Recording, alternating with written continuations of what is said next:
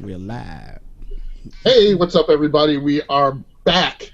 The weekly Geekly crew from Geeks Worldwide is here to bring you what we found the most interesting so far this week in geekdom, and we're hoping you will find it equally interesting. Joining me tonight, as always, is my stalwart companion, Mr. Peter Morrow. How you doing, Pete?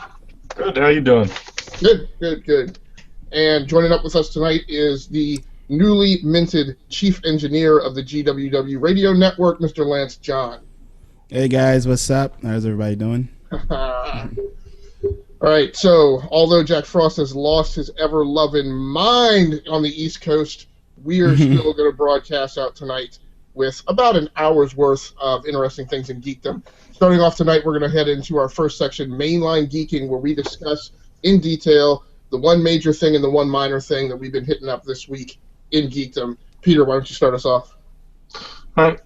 So my buddy introduced me to a game on the Xbox Live called Warframe, and it's made by a lot of the same guys who were originally working on Destiny with Bungie. So it's a first-person shooter that I've only gotten into just a little bit, but I'm having a lot of fun with that. It's kind of fitting that would be my mainline geek tonight. It combines both melee and some good old shooting fun, so I'm really enjoying it, and it's free to play. Right, so this is a game that's cross-platform, right? It's on PC, PS4, and Xbox. I've never checked or asked, and I haven't. I've downloaded it. Well, I don't know if I currently have it on my hard drive, but I know I've got it's in my collection on the PS4. Is that game cross-platform at all? Is everyone playing against everyone, or is it locked to the platform that you're on as far as other players in the game? I haven't dug really deep into it yet. As far as that goes, I've just been mainly playing with my buddy on Xbox Live. But that's something I should check into probably. Cool. So now, do you play in public spaces? Meaning, do you guys go in with your voice channel open to the lobby, or are you guys like in party chat the whole time? We pretty much stick to party chat for the most part. In the public areas, I do see the text-based group chat, which leads me to believe there's probably some PC in the mix, with or at least Windows PC. Okay, yeah, that's interesting. Yeah, that's one thing maybe we'll get a chance to discuss on this show. I have this whole theory about the decline of the online gaming community, in comparison to what like Xbox Live was back in like 2005, 2006, when the 360 launched, and I find it interesting that in this second generation, it seems like what everybody does is like no one is in the actual game voice channel. It's like you go in, you play with your buddies, you stay in your own private party chat. There's like no socialization in the public lobby space. It's just a very interesting dynamic, like one generation removed from the Xbox 360. Well, to be fair, we got tired of people telling us they slept with our moms. Right. And that's part of my theory is it's the whole difference in like what Xbox Live was like in the first year to 2 years of the 360 versus what it is now. And I squarely put the blame on Call of Duty, Modern Warfare specifically. That was a fun one. Yeah. People definitely rage when I voice that opinion, but maybe we'll cover that in a later show. Cool, man. So that's your major thing. Anything minor going on? Still reading Batman. Okay. The comic books for part of the New 52 series. Finally getting caught up on all that. Enjoying it a lot too. The writing is, like I said last week, just really, really fun. Okay.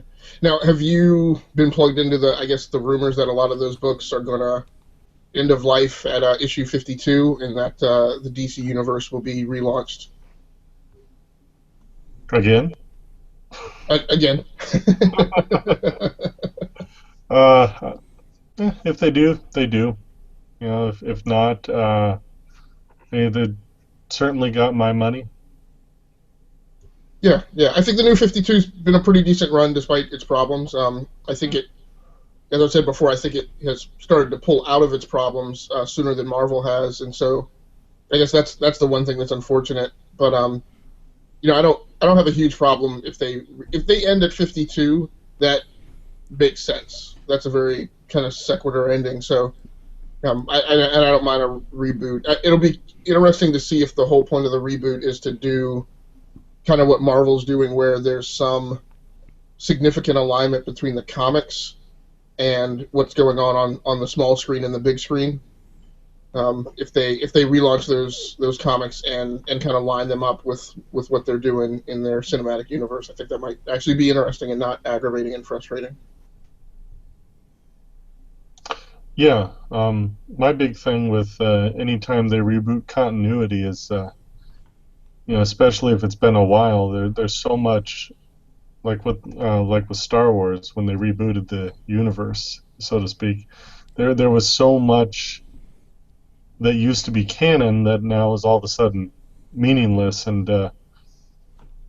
but at the same time it cleaned up a lot. So everybody, the new writers had have a chance to really expand the universe. I don't think Rebels would have been possible without a universe reboot, for instance. It's just there was just too much going on. So I get why they have a tendency to reboot big, expansive universes occasionally. Right, right. Yeah, my only hope would be if they reboot it. Like don't do the thing they did last time where like everybody was rebooted except Batman still had like vestiges of its old continuity. And then I hope the books don't do this kind of like previous continuity villain of the month kind of thing where a lot of the books were just about like reintroducing some character that they had taken off the chessboard and putting them back in. So cool, cool. Lance, what about you, man? What have you been into big time geek wise? Big time, I'd say trying to get me a new graphics card. And feeling really, really sad at all the prices that I see. Since I do a lot of video editing, so I decided to, I was like, yeah, let me look up the best video card for Premiere CC, to see what's best. And everything that came back was like at least $2,000, $4,000 or so. But I'm probably going to skip those until I'm able to make that type of money to spend it all, to justify it as one big expenditure, and go with I believe it's like the cousin. Forgot the name of it, but it's like the cousin to the Titan card, the 980 Ti or something like that. Okay. And that's NVIDIA, right? Yeah, that's NVIDIA. And that goes for around $600. If you look around, like if you just if you have some time, I say look, definitely shop around before you buy any of this stuff. So like looking forward to hopefully purchasing that soon. And then I could have it like a tax write-off at some point. But I'm mainly getting it because of just the power that it presents and the better. It comes with like half the amount of RAM that the Titan card does come with. Okay. But it's something that I'm excited about. My case should be able to hold it because I built my own computer, so it's like I'm just hoping that my power supply can handle it because people keep telling me I should go with like 1200 watts or more. It's just like I don't know if I need all that power, but whatever. But hopefully that's hopefully I'll be able to I get it in a couple weeks and I'll be very happy with that. It should increase my editing and it should work better with Adobe because Adobe has this thing called a Mercury engine. Okay. That only certain cards have it. Usually it's the $2,000 cards. So so if you're going into video editing, folks, take out a loan or something, sell a kidney. Yeah, but that's like my major geek thing I've been doing like this week, just researching that card and see how I can get the best deal for it. Yeah.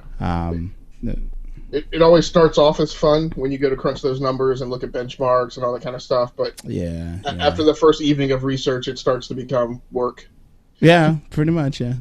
So is that a GTX series card, or is the TI series now like their engineering series that like people would use for like AutoCAD and like you mentioned like intense video editing, but not necessarily for gaming? I believe it falls in into their GTX series of Okay. cards. The I would like one of the engineering ones. But like I said, they're incredibly expensive, and which is like I said, one day I will justify to my girlfriend or my future wife, hey, don't worry about that bill that you see there. It's all good. It's like, hey, I got this. But yeah, If you figure out how to do that, let me know. Right. My wife's been looking at my fencing expenditures lately, and just you got to get something with whatever you're buying. Just get something for her as well. No. You can never justify. You can only rationalize. Yeah. And at a certain point, you just decide to sin and sin boldly. Yeah, pretty much. but the GTX 980 Ti, it falls in that category of the GTX, so it's more for they're saying it's like the high end of when it comes to gaming. Okay. But you can go much higher, but definitely that's like the baby cousin of like their Titan series cards. Okay. So it works out for me. I'm hoping it will work out for me in the long run. Okay. And apparently it's VR ready, so. Oh, nice. So that's your major. You have a minor thing that you've been doing? Minor has been mostly just I've been trying. I've had Comixology for a while, and I've been looking around. I started to get more into reading mangas, and the problem is, I looked into Comixology and what they use for how they do all their transitions and stuff like that. And when it comes to reading their books through their app, and I was like, so I looked it up, and it's called Comic Flow. And apparently they own this thing, and they don't release it to nobody. So I've been getting into mangas and just looking for a way to read it like Comixology, but it just doesn't work. So the one book that I did pick up to start reading was Nobilis. Someone recommended it to me on Facebook, and it's, from what I gathered, is something about vampires, but I'm not 100% sure. It doesn't seem that way, but so it's like 400 chapters, but it's fully colored, which is not something you see all the time, because usually mangas are black and white, to read from right to left. I mean, is it? Yes. Yeah, right to left. And but this one is like fully colored and is right to left. And so whoever took the time to translated all that and put it out, and it's a Korean manga too. So which is, I've never read a Korean manga, so it should be interesting going forward to see how that works out. Cool. Yeah, my approach to using Comixology is to always turn that cover flow stuff off. Wow. It just the cover flow, and the thing I really hate is and it used to be set by default, is I can't remember what it's the zoom view that like takes you panel by panel. Yeah. Yeah, that used to be turned on by default, and I used to immediately go in and disable that because it's not how you really read comics when they're in print. So yeah, pretty much. Yeah. All right. Yeah. Cool. But I'm sorry. No, I was just saying that was it. Right. Yeah. So my major thing that I've been doing is playing Dragon's Dogma: Dark Arisen on the PC. I've been playing that on my it's actually the system I'm streaming from now, the Alienware Alpha. So this game it was a mid-January release on PC, but it had previously been released on Xbox 360 back in like 2012. Which is my black hole of Xbox experience, because I chucked my 360 after my fourth Red Ring of Death in 2010 and didn't come back to the Xbox platform until 2014 when the Xbox One launched. So it did release for PC. The sequel, Dark Arisen, released on Xbox in 2013. This is that sequel, and I use the term sequel lightly because it's really predominantly the original game plus all of the DLC that came with it, and a few additional missions and maps. It is an action RPG. I expected it to be a little Diablo-like, but it's It's not. It's more what you would expect kind of from a console experience. It's a third person kind of behind the head overview. Pretty cool. I've played about an hour and a half to 2 hours of it. It drops you in the first mission. It's one of these games that gives you some gameplay in what is going to be the last mission of the game up front, and you play, and then you get knocked out, and then it rewinds you back in time to the beginning when this whole thing started. So you immediately get dropped into some pretty heavy action with a good deal of equipment and capabilities. The first major thing you fight is a huge chimera, which is like 6 or 7 different beasts all rolled into one, basically mounted on the platform of a giant lion. So, and you have a set of pretty resilient companions. So it drops you in with that. Gameplay was pretty awesome. Then it rewinds you and drops you back to the beginning of the adventure. So after that first 30 minutes, that was kind of a trudge, because the initial village you're in, like, there's no signs on any of the buildings, and there's all sorts of tutorials telling you go buy better equipment, but you can't tell which shop or whatever is the weaponeer because there's not, like, swords and shields out in front of it, and there's no signs on it. So after a while, I just gave up, and I was like, I'm just getting on the road and going. First encounter, I fought a couple, like, kind of small goblins, and actually I meant to share this out while I've been talking. So let me try and this may come across looking like a slideshow, but this is my stream of my later adventure in the game, where this huge thing is like your second fight. So I'm like, I went from like 2 goblins, which are like waist high, to like fighting this thing. But one of the cool game mechanics in it is you can run, and I think you're going to see me do it right here. So then I break into a sprint and try and run around behind it, and you can jump up and grapple onto the thing and swing from it while you're hacking and slashing at it. So right here, I'm being swung too wildly to actually effectively get in any dagger hits. So at a certain point, I had to jump off and try and there I go, and then reclamber on and and take him on. So it's a pretty cool game. My negatives against it so far are that it's a little confusing in some of the menus. There's like both an inventory screen and an equipment screen, and I was like, for the life of me, I was like, why in the world would that be? And then the kind of the leveling up in your capabilities is a little Byzantine, so I couldn't quite really understand, exactly what that system was supposed to be like.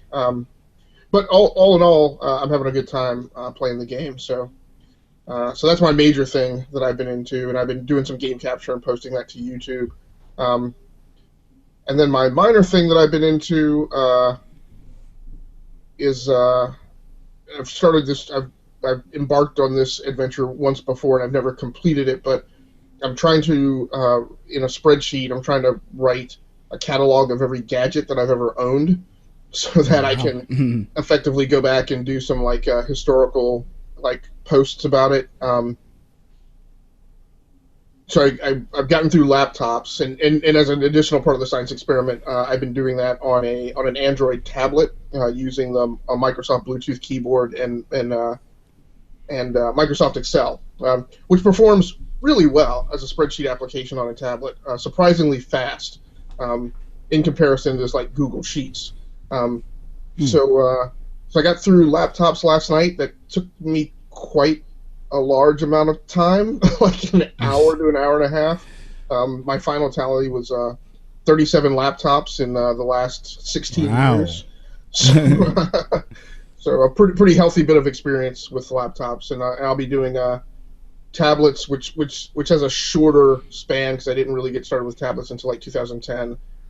Tablets and smartphones will be next, and eventually I'll do something with those to craft them into a post on the site. So, do you guys have any questions about or comments about either one of those before we go on to news?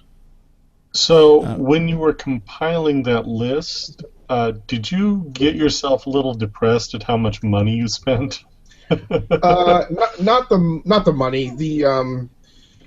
because in most cases I would sell those, and then especially like in like 2006ish, I really got active in getting my stuff posted on eBay and selling them off. Um, but or they went to like family members who needed a laptop or something like that. I used to have a really close buddy who, with regards to the gaming laptops, since his wife wouldn't let him buy any, he would always get like my cast-off gaming laptop, and then I would buy my new one. Um, but what was maybe a little depressing is I've moved a lot. Like probably over a 10-year span, I moved I think like 15 times. So that's how I was remembering everything that I had because I could picture it in like the different places that I'd lived and like what tables they were on. So when I realized how horrifically nomadic my life has been, that was probably the more demoralizing thing. Um, so with that, let's get started with the news. And the first story is causing me a problem because the link is not going to where it went to yesterday. Sorry, now I got it. So let's go ahead and get started with the rundown. So the first thing is that writer Van Jensen, who has been the writer on The Flash for the last couple of years, has announced that he's going to be departing the series. And this is part of the stuff that's all rolled up in the rumors that the New 52 continuity is going to be ending with issues number 52 for some of the books. And there's also comments that maybe it'll, for some of the books, it'll end at 50, some at 51, and some at 52. But he has had a pretty solid run, I would say, on The Flash. I've never been on The Flash as an ongoing for a long duration, and I didn't necessarily. I wasn't on every issue of this one, but I jumped on for 2 or 3 issue runs or an arc of The Flash, and I found it pretty satisfying. More interestingly to me, he's been working with Robert Venditti, who is one of my favorite artists and does a lot of work over in the Valiant comics universe.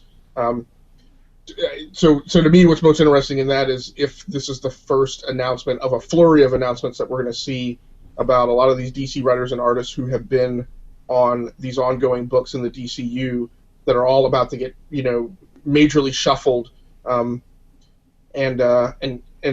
kind of get a little bit of what we got with the New 52, where we saw a lot of writers and artists who had never handled certain characters before, but had always kind of been in our minds as, oh, it'd be really interesting if blah blah blah did this book.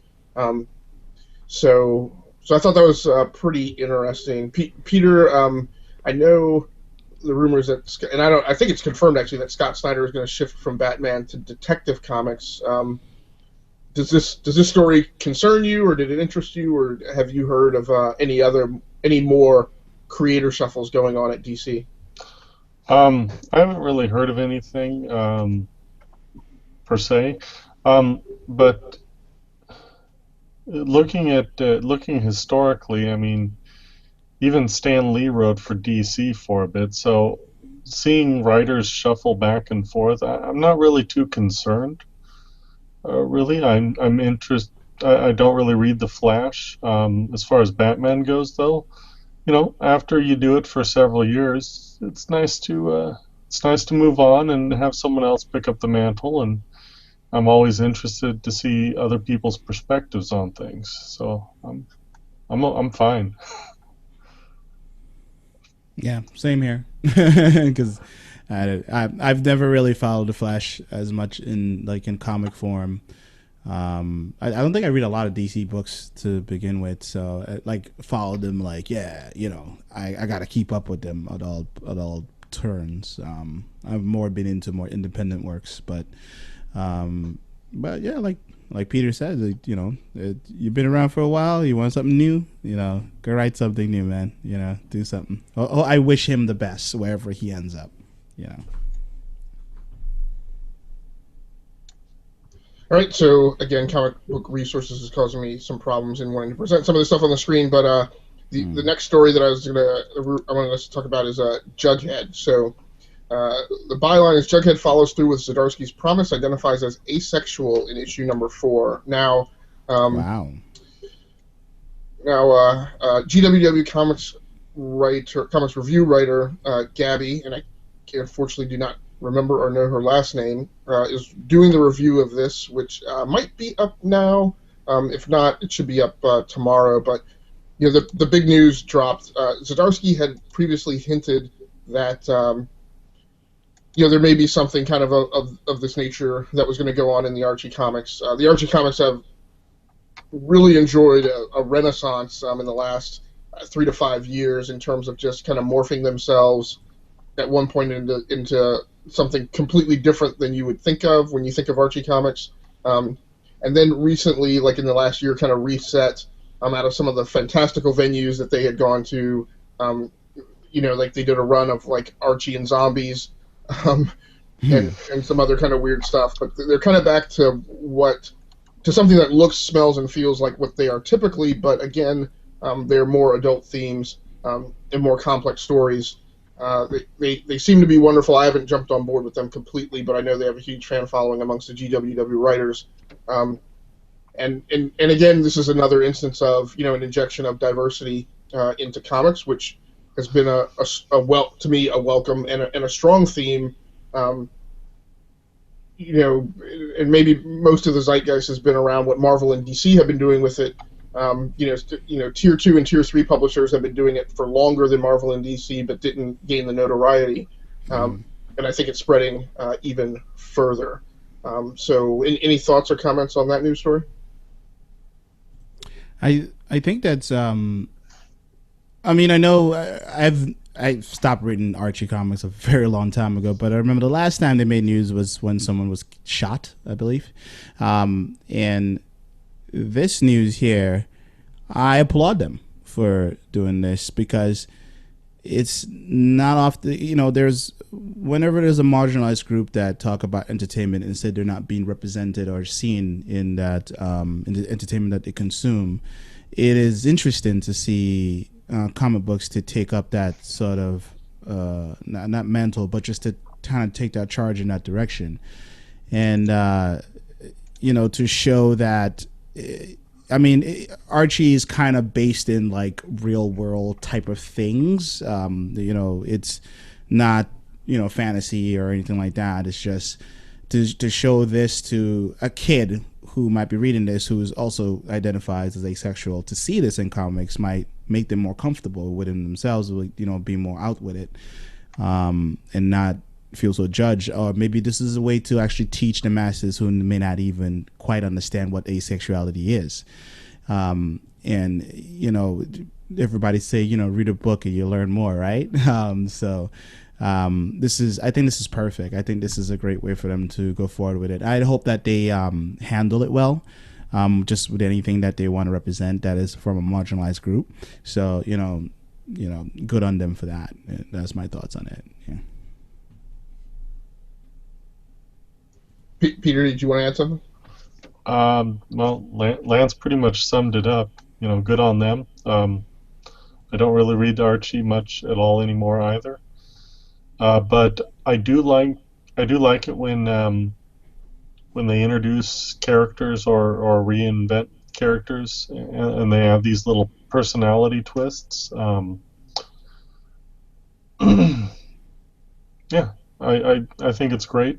It'll raise some awareness. I knew a lot of people in high school that would have called themselves asexual, and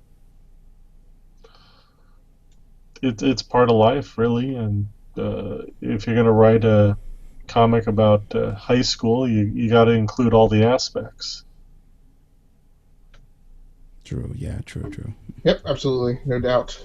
So, next story on the rundown is Johnny Depp to reportedly play the Invisible Man in Universal's Shared Monsters universe. So, the big deal going on behind this is that, like everyone else in Hollywood, Universal is trying to build a linked and integrated cinematic universe. Now, as opposed to my typical angst over studios doing this, I actually really don't have a problem with this. And that's because, this notion of a shared monster universe has been done before. It was a primary shtick of these things way back in the day for anybody who grew up, sitting alongside their dad or mom, kind of watching those old black and white monster movies, which was part of my childhood. My dad and I would definitely sit like on a Saturday afternoon and watch monster cinema. And I, watched all the Bella Lugosi stuff and all that, and comedically, there were a series of Abbott and Costello films that were in this shared monster universe. So specifically, the one that I remember was there was Abbott and Costello versus Frankenstein, Dracula, and the Wolfman. So they were all in one movie, and I think there was an Abbott and Costello versus the Creature from the Black Lagoon and a few other ones.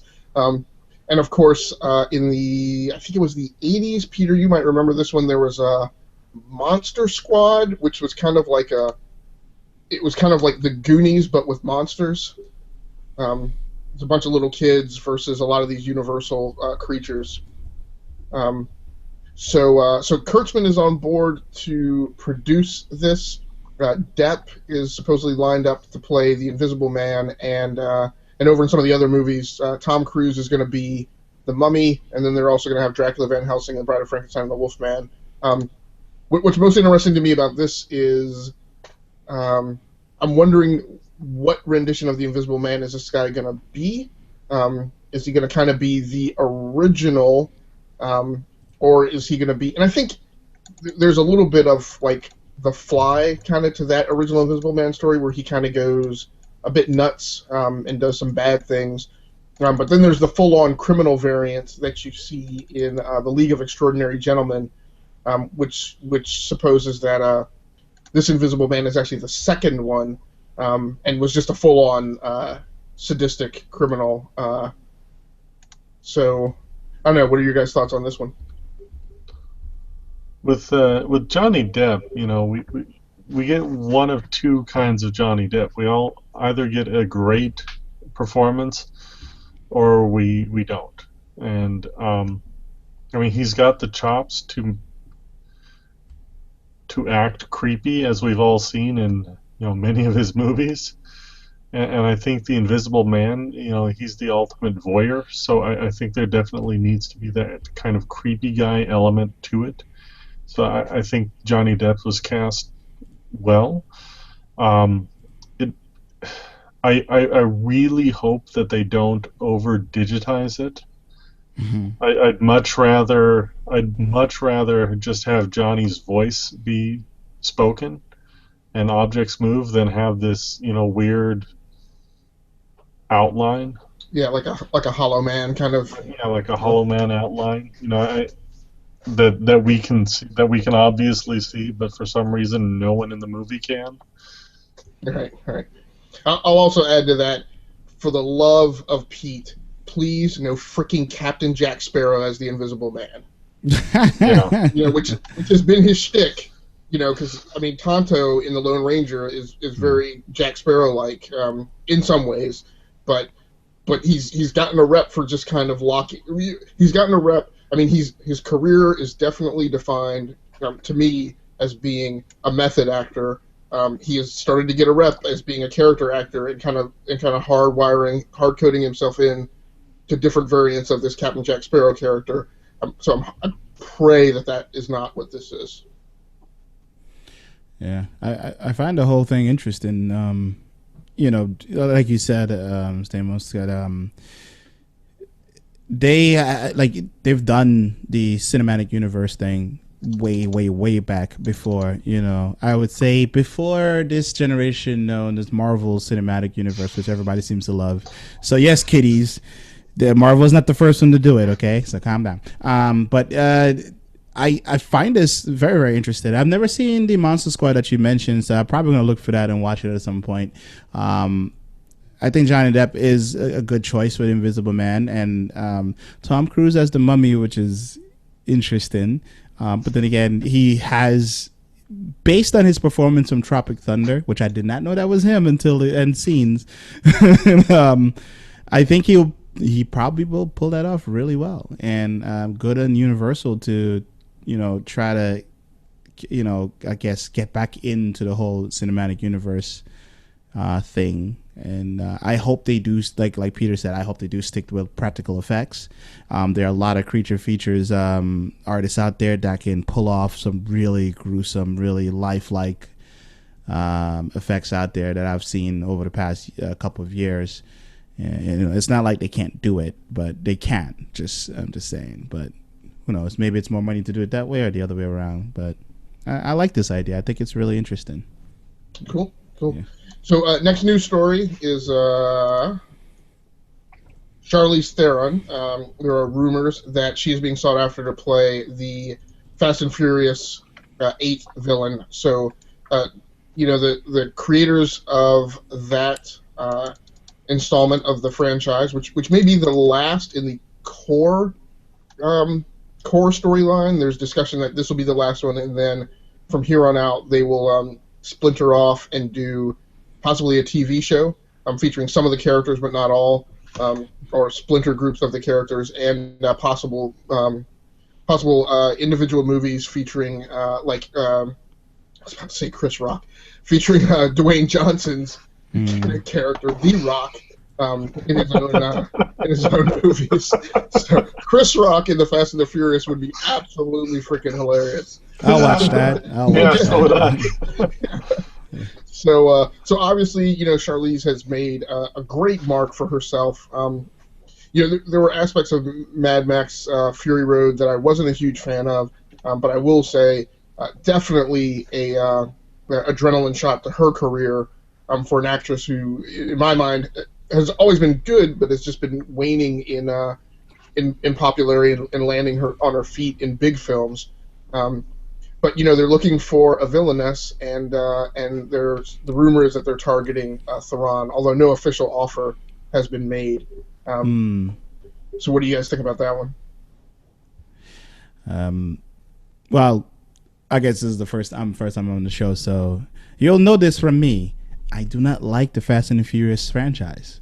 I think the entire thing is full of shit. It's like for a franchise that's based in reality, jump in one car from a supercar from one building to the next, where you should have been dead from the whiplash.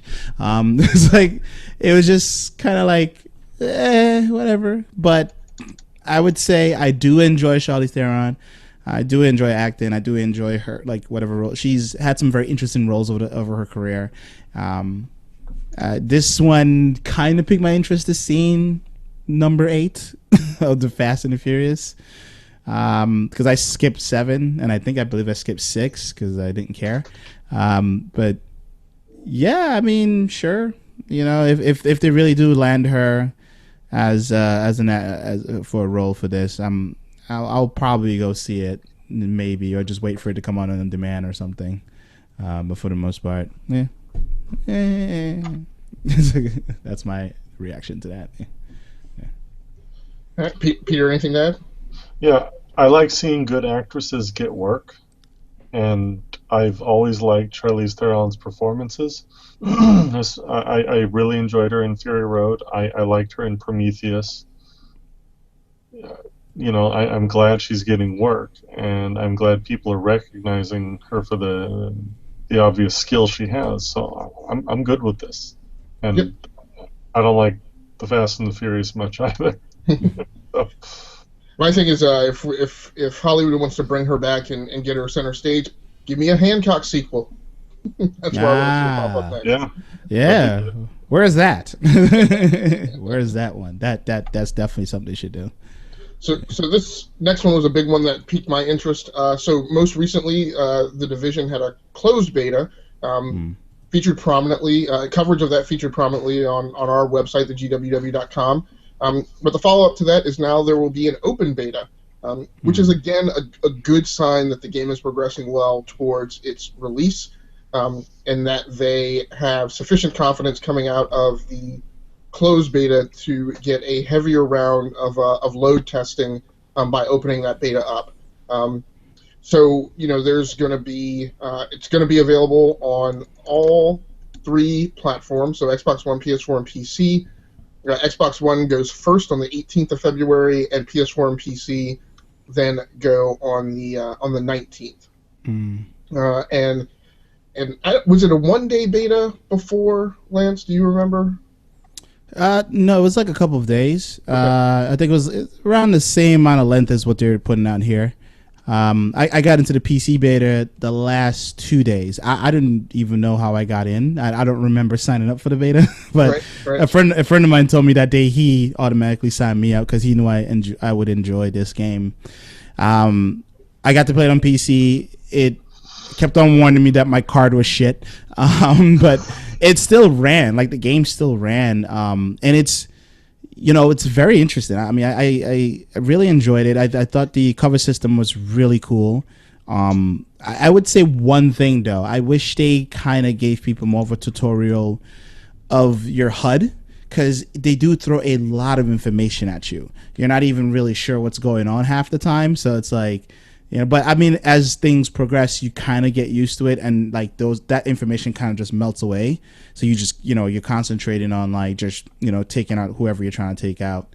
I didn't get a chance to play with any friends or anything like that, but it is very much a drop in, drop out sort of game. Like, much like Borderlands, like you meet up with your friends, fuck around for a bit and come back, and, going into the dark zone as they have it, very cool. Very cool transition. You go through this like tunnel like thing where this lady screams at you, calls you a loser to come buy stuff. And as you go in, everything just like, it's a completely different atmosphere change, which was very impressive because there is no really load. It's just kind of, you just walk in and then you just know. And then your character puts on whatever mask that you have to filter out whatever is going on over there. And it's very much, you run around, you see people, be very careful because anybody can shoot you at any time.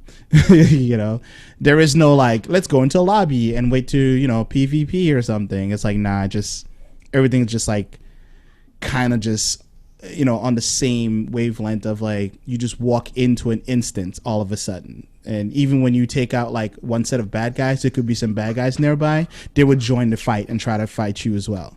Even though they're not even affiliated with each other, but because you just shot off some shots, they heard you, they came after you anyway. But it's very RPG, MMORPG type style game. No turn-based or anything like that. You get to customize a lot in this game. The way your character looks. The character customization is not very deep, but like your gun and your clothing and stuff like that is pretty deep. But I think people will enjoy this game. I definitely want it when it comes out, for full release. So, those are my thoughts on The Division. It's a pretty good game. Yeah, so Peter, what are your thoughts? And I need you to stall long enough for me to get out a tweet, because I just realized we've got a couple of live viewers actually watching the show, which has caught me completely off guard. And for some reason, Google Hangouts has the Q&A disabled. So I just want to get out a quick tweet to tell people if they have questions or comments to shout at me over Twitter.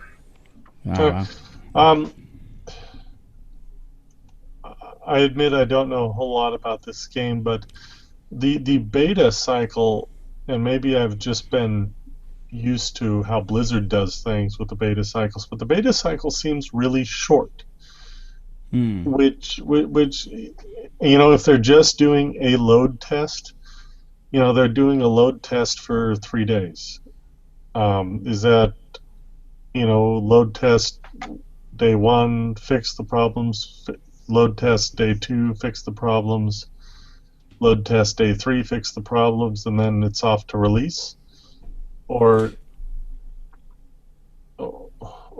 have they already been doing a lot of testing in the background with simulation? And this is more the marketing open beta. Well, I think from a load testing perspective, yes, I would guess that you can achieve a lot with just an injection simulator, and then refining your load balancing code.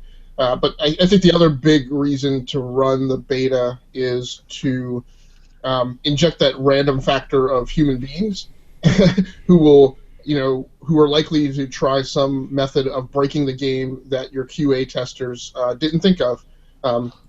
So that would be one thing. I mean, I'm comfortable with with this duration of beta, particularly across all three platforms. The other thing is, to me, I guess I would commend Ubisoft because I don't know that they're really big on beta sessions. Now, obviously, they're doing this game, which is an even bigger multiplayer ambition than Rainbow Six Siege, which is also, I think, exclusively a multiplayer game. But at the end of the day, the fact of the matter is, other than Destiny, I don't know that I have yet to see a company get this right and not have significant problems in the first 2 or 3 days of launch. And we've talked a little bit about this. I've talked a little bit about this in gaming circles, and there's an MMO player's perspective, MMO MOBA player perspective that accepts this. That it's, look, when an MMO launches or a MOBA launches, it's going to have network loading problems in the first few days. You just got to hang on and ride it and wait it out, having confidence that they're going to fix it. And my feeling is that those players tend to not get the big angst that non-MMO MOBA players get, feeling like they've wasted their money and like they should petition the company for a refund. They're just much more relaxed because this is more common. So right now, I guess I'm giving Ubisoft a thumbs up for doing the beta. I'm giving them another one for doing both a closed and an open. And then I'm still suspecting that there's going to be major problems with the game launches. I'm probably not going to buy it the very first day. I'm probably going to wait and see all the problems get ironed out. So, good on them. I think they did a pretty good job with the beta, and I have a feeling whatever they're learning from this is gearing up for the other Tom Clancy game that's coming out, which I don't remember the name exactly, but it's pretty similar. Where it's more open world, and you're like in a jungle or something like that. But so we'll see how that works out in the long run. All right. So this next news story I know hit Lance John in the gut. Yeah. So unfortunately, GameTrailers.com is shutting down. I was never a huge fan or follower of them. To me, their value to me was very much a utility. It was like, hey, here's a website that I can go to in my typical web browsing that is likely to have game trailers of the newest thing. And I never consumed any of their review content or their 45-minute commentary on a 3-minute trailer. However, to me, they occupied a significant space of notoriety in the web space that embodies video game coverage. Much, and to me it feels kind of like big magazines back in the print days that covered tech. When they all started to go away, kind of like when now I can't remember the name. That's not GamePro. Right, which was the GamePro magazine. Yeah, which was a big. I was there for the first issue of GamePro and read it over 20 years of my life. So it kind of feels like that to me. Lance, were you a big follower or consumer of GameTrailers.com content? Yeah, it was I think maybe 7 years ago, maybe more than that. They were the number one place to go to for anything game trailer. If you wanted the latest, companies would go to them first to drop off their their cinematic trailer or whatever. And from there, they just grew into they branched off in a similar fashion like GWW, where they started having a bunch of different shows, which I enjoyed as well. And they even had stats you can get if you joined up as a member. Depending on how much stuff you watch, you get points and you can win things. It was pretty cool. But I would imagine that their network server size bill was insane because they hosted all their videos on their site, and I stopped going to them when YouTube started to become more of a thing, and where you can go straight to the company's YouTube channel and find the latest trailers or whatever you're looking for. But yeah, Game Trailers was a big thing for me at a point. I think at some point I downloaded a bunch of their trailers once for a buddy of mine so he can put it in his game store that he had.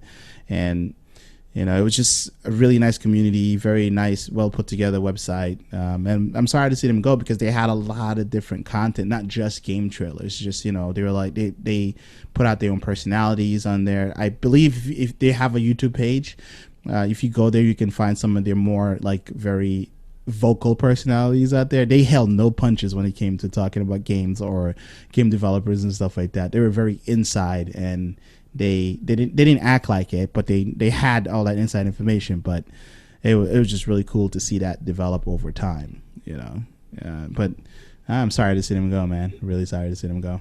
Yeah. Peter, any relationship with game trailers and any feelings about seeing them go?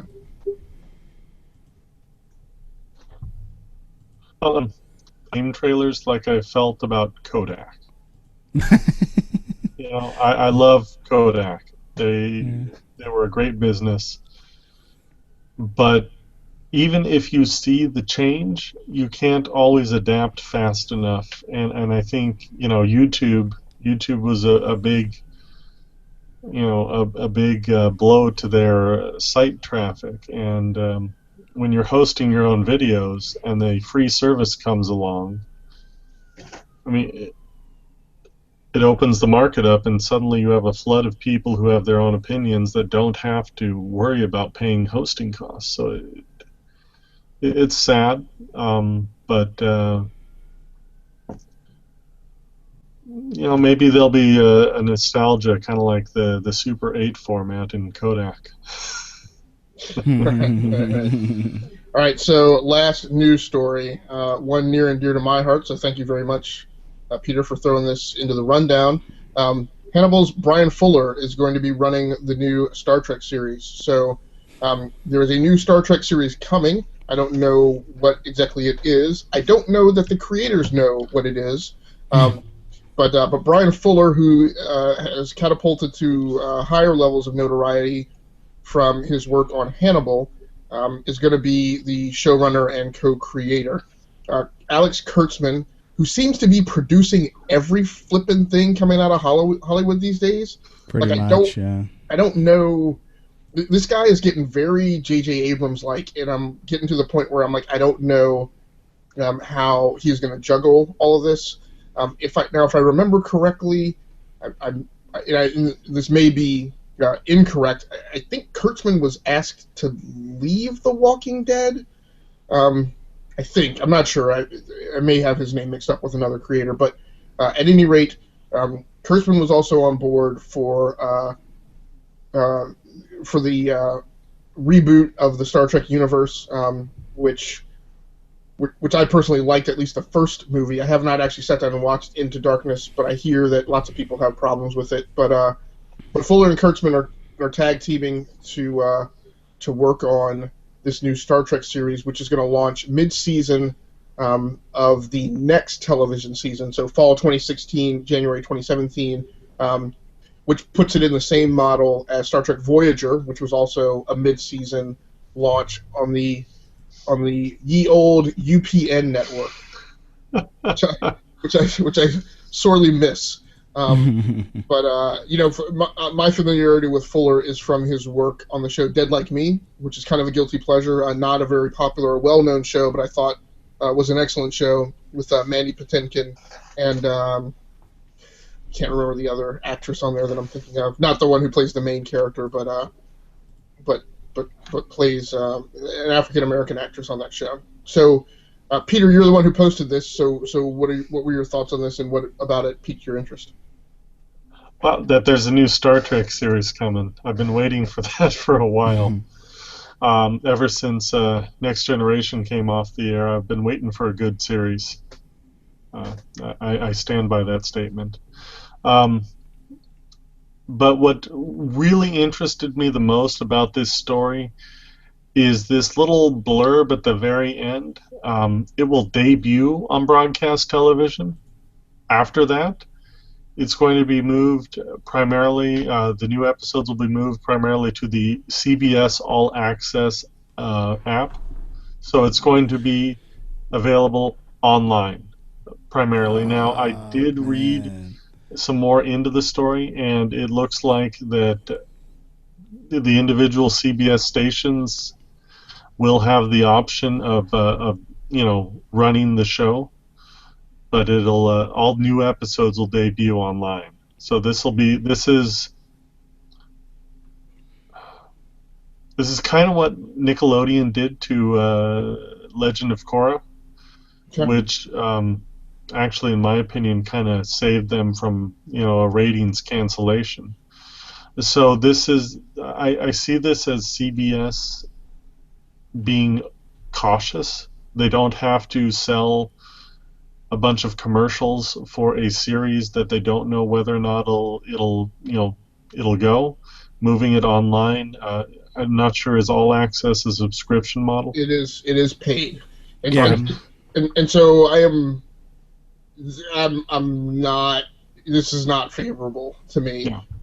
So I think this is so CBS is in the process or has pulled a lot of its content from Hulu.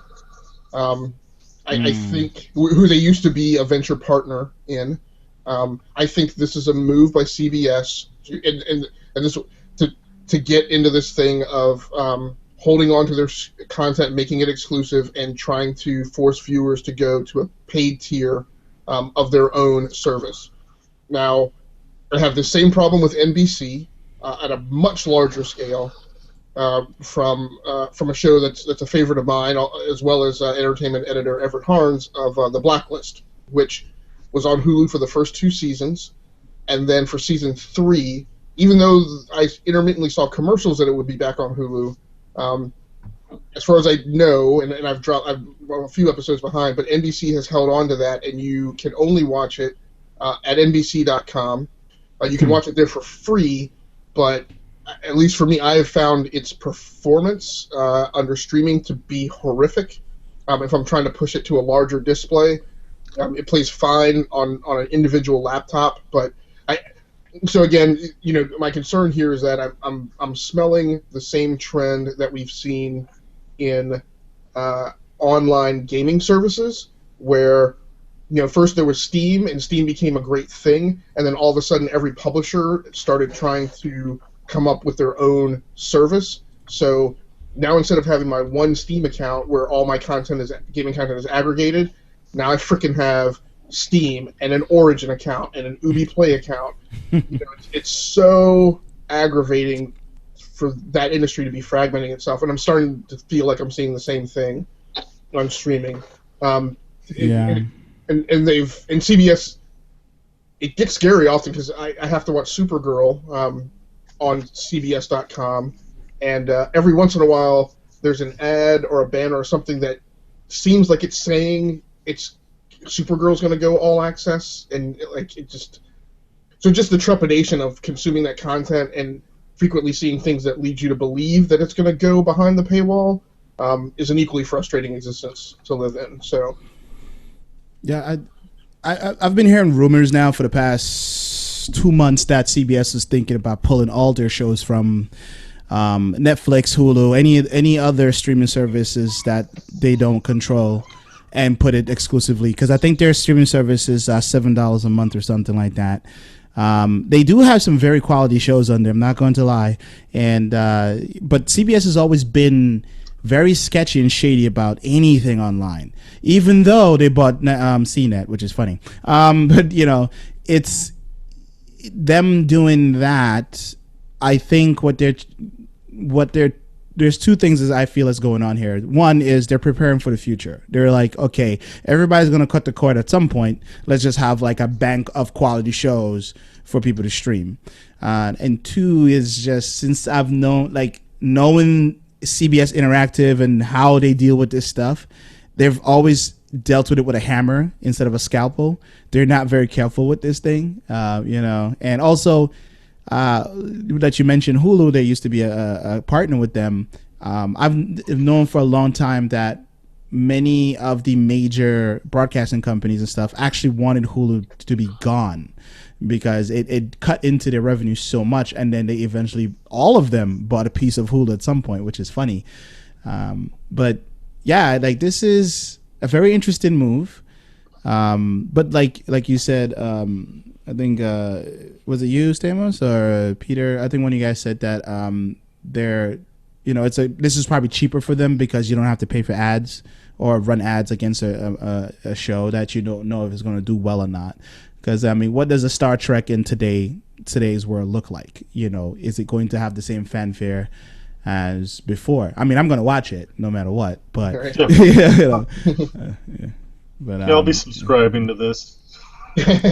Yeah, I have a feeling I'm going to be like paying for this all access thing, because now they have one of my all-time favorite shows back. And Stamos, the actress you were trying to remember is Jasmine Guy from Deadline. Yes. Yeah, that was actually one of my favorite shows when it was on, and too bad it ended so quickly, but it was a great show.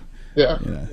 Former, not former, but yes, alum of A Different World. Yes. So, yeah, and I agree with you, Lance. The future is streaming. My future can't be, all my TV content is on Netflix, which I pay for, Hulu, which I pay for, Amazon Prime, which I pay for, and then I have to add, and I actually have a World Superbike, subscription also. Cutting the cords, great, but then if you add like sports on top of it, you're paying for other stuff. But then I can't have that then further fragmented by needing to have a CBS All Access, whatever NBC does, whatever ABC does, an AMC thing, because The Walking Dead went behind a paywall. They streamed the premiere episode, maybe even the second one, but after that I had to go get a season pass from iTunes and one from Amazon Prime for Fear the Walking Dead. So I don't know. But that's probably a whole episode by itself. Yeah. So we had a lot of news to unpack. I thought it was a great discussion. Normally I might ask us to shut the show down, but I really want to talk about Doom. So this is our in-depth section. Normally we budget about 20 minutes for this. I'm not sure if we'll go that long, but as probably I think like tons of gamers know, May 13th, which is a couple weeks before Memorial Day weekend, good time to be launching a game if you're trying to launch in an alternate sales window outside of the holiday season. From a business aspect, I think it would have been better to launch closer to Memorial Day weekend, so people buy that game as like the thing that they're gonna sink a bunch of hours into over the 3-day weekend. But Doom is launching on the 13th of May. It is a return of an entry in a very classic franchise that is now, I think, just a skosh over 20 years old. I think the first Doom was December of 1993. So, 25 years, I guess, at this point, or 22 years, sorry. But one of the things I wanted to unpack is maybe not necessarily Doom itself, but maybe a little bit, but also just talk about our feelings about first-person shooters, big gaming franchises, and development studios. So, first of all, Lance, I'll go to you. Does the Doom franchise mean anything to you, either in terms of the very first game and the significance it represents, or other franchises or other entries in the franchise? As well as any associated content, like the movie, also starring Dwayne Johnson. That movie was interesting, to say the least. Yes, Doom. It was probably one of the first person shooter I've ever played, and I've lost many hours to it before I quite understood what the gaming community was. It kind of like helped me dive in. About all the different secrets and the BFG and all that other stuff. I'm not sure. I mean, from the looks of it, their whole hog on this. This is something they're pushing very, very hard. It looks pretty. It's very slick. It's probably not a game I'm going to buy day one. I'll probably wait for it to when it's on sale and then buy it just to see if they have all the old school stuff that I loved about it. It's just, I don't know. I don't think it's on anyone's radar this year, because unless they're going to slap in some sort of VR element to this as well, which would probably be kind of cool. I just don't see it selling like gangbusters like it did 20 something years ago. It's interesting that they're going forward with it, and I think it's really cool that they're bringing it back. And it probably, we're all older now. Some of us have kids, so we can probably like, hey, son, daughter, I used to shoot zombies for like 6 hours straight without a save point, and it'd be very interesting to bring that to the new generation and see how that goes forward. But we've had a saturation of so many different first-person shooters over the last 20 years.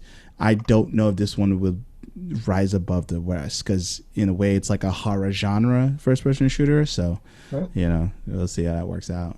Yes, it's interesting that you're feeling about how the game looks. Having viewed the trailer, I actually feel like the game doesn't look that much better than Doom 3 to me. Yeah. What's markedly different is there is apparently a rabid design edition of intense melee combat, featuring many different like finishing moves and approaches to melee. So that's what I thought. And then on the VR tip, I would hope that maybe Carmack would hook his old company up and give them some exclusive connecting implementation with Oculus Rift. But Peter, how about you? What does the Doom franchise mean to you in terms of the first game or other entries in the franchise? All right. Well, I think I speak for every kid in the early '90s when I say that getting the shotgun and seeing the face of your little guy in the corner of the screen. I mean, that's a memory that kind of sticks with you for life. Just that that evil grin. It's just fantastic, really. And a big fan of Wolfenstein 3D. And between that and Doom, that pretty much invented the entire genre of shooter games as we know them today. Another big fan of Quake, another ID Software property. So I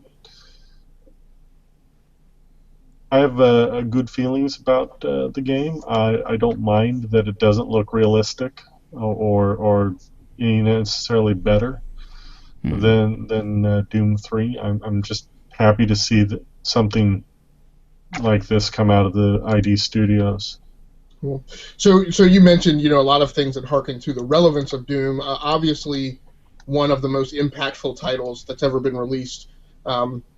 Just in terms of its participation in kind of launching the notion of multiplayer. LAN parties and LAN games, interconnectivity. Would you rank it as the franchise? I would say as amongst your favorite first-person shooters, or what games would you list in a short list of favorite first-person shooters and/or favorite first-person shooter franchises? Okay. I like Doom. I like Doom 2, Wolfenstein. Quake and Quake 2 were probably my most favorite first-person shooters ever. With a close second to Unreal Tournament and the actually just the first one. Mainly the next ones were the next ones in that series weren't as good as the first, in my opinion. But when I think of what started, my first-person shooter love, it'd have to be Doom 2. All right, very cool. Lance, what about you? My favorite first-person shooters are in this order. Definitely Doom.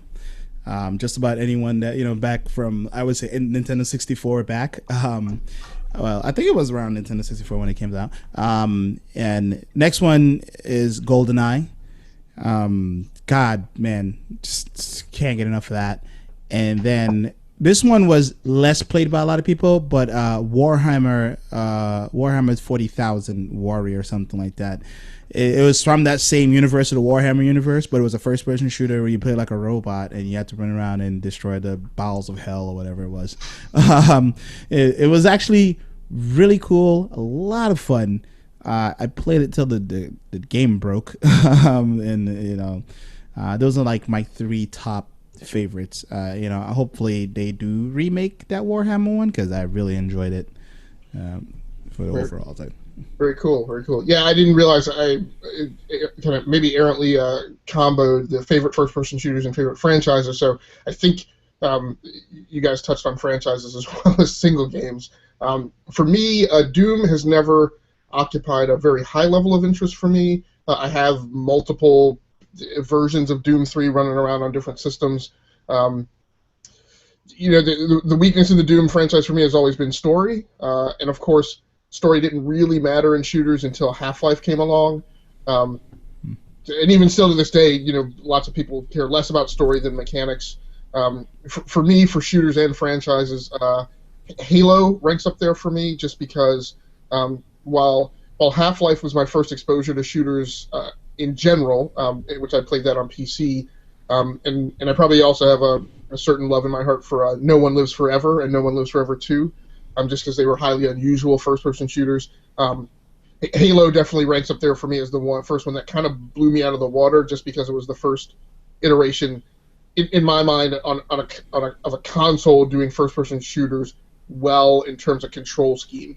Now I know there was GoldenEye in history. I didn't personally play GoldenEye, so I don't have a personal attachment to it. But Halo definitely ranks up there for me. Destiny ranks up there for me, just because I think Destiny. And it's a little unfair because it's had like decades of previous examples set, but right now for me, Destiny nails shooting mechanics and falls very squarely in between what to me are the soft, floaty mechanics of Halo versus the rapid-fire twitch mechanics of Call of Duty. So I think Destiny nails it. And then for me, probably the very first Call of Duty on PC, just the first time that I remember the effect in a game of a grenade going off by you, and you actually getting shell shocked by the grenade, and like the sound going all wonky, and it taking me a while. I was physically disoriented, trying to understand what was going on. So yeah, those are probably up there for me as my 3 favorites. I would agree on that Call of Duty. That first game when you're playing that Russian campaign, that first mission, you don't even have a rifle. Right. Oh, yeah. And I'm like, what the hell is going on, and what am I supposed to do? You went from a badass, U.S. military to the Russian infantry. Right, because you played all 3. Because you played. I think you played what, American, French, and Russian. I think you played like 3 different. But yeah, the culminating part of the campaign in Russia, and then even the game finishing as you race to the top of the Kremlin and raise the flag, it was just an amazing piece of cinema for me. Much less a game. So and we've also kind of addressed a little bit of our nostalgic feel. But Lance, so id obviously occupies a big place in people's hearts. At least if you don't love them, you know of them if you're a gamer. I'm very impressed that you ranked Doom itself up there as one of your favorite franchises. Are your feelings similar about id as a key development studio that's near and dear to your heart? And as far as Doom and its nostalgia that it invokes with you, would you also rank it at the top as far as nostalgia, or are there other franchises that kind of occupy your mind when you think of the things that give you the greatest feeling of nostalgia with regards to game franchises? Yeah, it definitely did that for me, primarily because that was the only game I could afford at the time. But I'm happy they're still around. I'm happy that they're still putting stuff out. That just means more jobs for those developers, and you know what I'm saying? And the games that they put out for the time, made me very, very happy as a child, although some people probably call me twisted because, they didn't really put out very kid-friendly games at the time, you know what I'm saying? But overall, it led me into, like, just like you guys were talking about the Call of Duty franchise. Like, I remember playing that first Call of Duty, which is probably years later because I got into it late, but I remember it being so different, more cinematic, more immersive than the other stuff going forward. They definitely stepped it up. Like, they took the foundation, stepped it up, and did something different. Another shooter that I enjoyed a lot was Perfect Dark, like the first one for N64, and I played that to no end as well. I believe was that it as well? No, that wasn't it, right? I don't think it was. I don't. Is it Rare? Okay. It was Rare, right? Yeah. Yeah. And yeah, Rare is another company that had me with a nostalgic feel and stuff like that, and I'm happy they're still producing stuff, like, because it's so hard for game companies, game studios to stick around. It's every other year or so we hear another one disappearing or folded into a bigger company or whatever for whatever reason. So right. I'm happy they have that niche and they still know I'm here. To play. Yeah. So Peter, final comments on favorite development studios and nostalgic franchises. When all is said and done, I really think id Software is my number one game developer for first-person shooters. I love Destiny. I agree with every point you've made about it. Yeah, I love Halo, GoldenEye, Perfect Dark, all those, love them, but nothing brings me right back to childhood than sitting in front of the computer and playing Doom or Quake, especially Quake, the first Quake with Trent Reznor doing the audio for that one. In my measure, there's nothing better.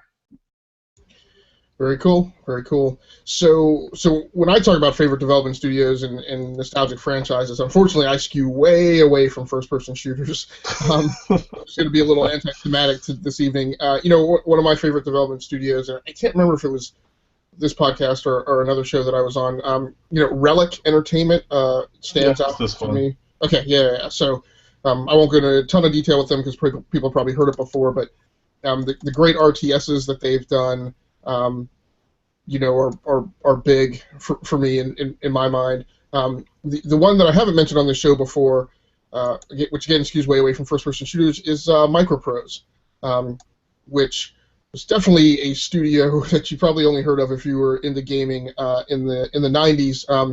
And this was a studio that did a ton of military-oriented Cold War time era military sims. They did Falcon 4.0, which is the thing that stands out to me most, which was a flight sim that just in excruciating detail and loving dedication modeled the F-16 fighting Falcon. Game had some significant stability problems on PCs of the early 2000s, but just amazing work. And then in college I played just tons of those games. Airborne Ranger, M1 Tank Platoon, a lot of the Tom Clancy stuff, The Hunt for Red October, which was my first orientation to submarine warfare, and I learned there's still things in terms of science that I just learned then that I still remember in terms of the way things work underwater. So yeah, I would say Relic Entertainment if we talk about modern times, and Microprose, and then probably a far distant third is Polyphony. I spent so many hours into the wee hours of the morning playing the original Gran Turismo. Now that studio, quite frankly, kind of pisses me off if I talk about them in the last 5 years.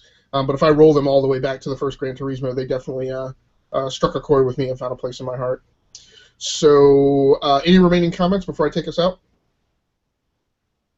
Well, I mean, if we're opening it up to other studios and game frame types, I have a lot more, but that's for another day, I think. All right. Lance, any final comments? No, that's about it for me. I still love it. That's it. All right. So if people want to catch up with you guys in social media, Lance, where can people track you down? You guys can find me on Twitter at Gifted51. I'm on Facebook, but good luck finding me. It's it's kind of locked down. But for the most part, yeah, I'm mainly just Gifted51 on Twitter. That's probably like the easiest way to get to me, and for now. So right. We'll see. Yeah. Very cool, Peter. Where can people find your stuff? I'm at Edrickson_Tarot. That's pretty much on Twitter. That's pretty much where I occasionally chat or, favorite and retweet stuff Agastically says. So, and I'm just going to check the Twitter feed to make sure nobody has, nobody asked us a question. So people are tuned in viewing, but apparently didn't have anything that they want to ask us. So if you need to find me on social media, you can find me at Agastically Stamus on Twitter. That's 2 S's in the middle. You can also track down some of my gaming's goings on the Rounding Off Infinity YouTube gaming channel. So thanks a lot for joining in tonight. I really appreciate it for this extra long episode of Weekly Geekly. We usually keep it pretty tight and very close to an hour, but like I said, a lot of news to unpack, and I really wanted to talk about id because being that we're kind of the weekly variety show for the GWW Radio Network and have to cover everything from comics to games to movies to TV and tech. We rarely get a chance to dedicate a lot of time to games. So thanks, everybody, for joining in. We really appreciate it. We will be back, I guarantee it, next week with episode number 8. Thanks so much for joining in. We're out of here.